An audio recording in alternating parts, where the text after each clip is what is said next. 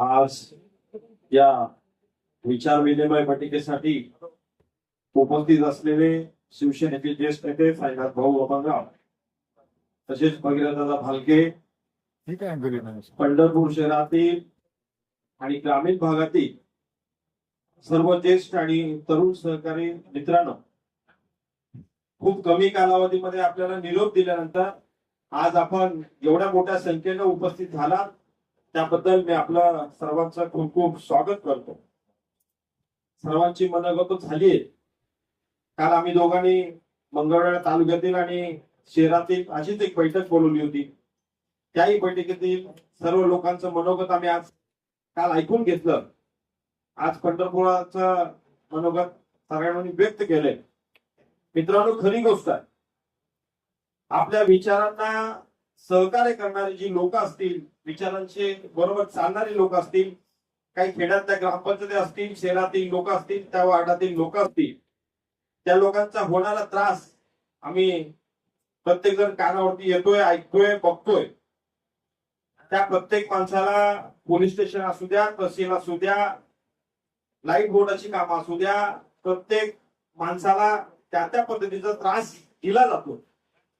आपल्या विरोधात लढलेली सत्ताधारी माणसं आहेत, आपली माणसं स्वाभिमानी आहेत, त्यांचा स्वाभिमान टिकला पाहिजे. तरी पण कामं तर झालीच पाहिजे. आणि कामं करण्यासाठी नाविलाज असतो. काही लोक तिकडे गेलेले आहेत, पण त्यांचा नाविलाज आहे. ते जरी मनाने त्यांच्या शरीराने तिकडे असतील तर मनाने आपल्या बरोबर, हे आम्हाला सगळ्यांना माहिती आहे. पंढरपूर शहरामध्ये काम करत असताना आम्ही दोघा ठिकाणी, दिलीप बाबू असतील, भगीरथदादा असतील, मी असेल, आम्ही सर्व लोकांनी विचार करून काय निर्णय घेतला आणि नगरपालिका होण्याच्या आधीच आम्ही एकत्र आलो. त्याचा रिझल्ट या पंढरपूर शहरातील लोकांनी चांगल्या पद्धतीने आपल्याला दिला. 12 नगरसेवक आणि आपल्या नगराध्यक्ष ताई 11,000 11,500 पदाधिकाऱ्यांनी आज आपल्याला त्या पदावरती बसवण्याचं काम या जनतेने केलंय. विधानसभेला काही गोष्टी राजकीय असल्यामुळं त्यावेळेस घडल्या, त्याचं फळ आपण आज सगळेजण भोगतोय. आम्ही तिघांची बैठक केली तर आपलाच आमदार, आणि आम्ही आज तिघजण मिळून फिरतो तर एक आमदार म्हणून फिरतोय. भविष्यामध्ये चांगल्या पद्धतीचं यश आम्हा सगळ्यांनी येणार आहे.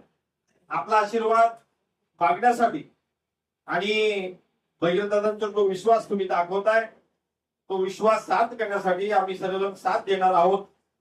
या राज्याचे माजी आरोग्यमंत्री आणि माझे चुलते, आमचे कुटुंब प्रमुख आम्हा दोघांच्या पाठीशी ठामपणे उभे आहेत. त्यांनी सगळ्या पद्धतीची मदत करण्याचं आश्वासन आम्हाला दिलेलं आहे. त्याच पद्धतीचा येणाऱ्या काळामध्ये सुद्धा भविष्यामध्ये चांगल्या पद्धतीचं योगदान आपल्याकडे मिळावं आणि आपल्या सर्वांचं मनोगत ऐकून आम्ही बसून साईनाथ भाऊंनी आता स्पष्ट सांगितलंय त्या पद्धतीचं एक नियोजन केलं जाईल आणि सगळ्यांना कळवलं जाईल. तुम्ही एवढ्या मोठ्या संख्येने उपस्थित राहिले त्याबद्दल मी सर्वांचा आभार व्यक्त करतो आणि थांबतो. जय हिंद, जय महाराष्ट्र.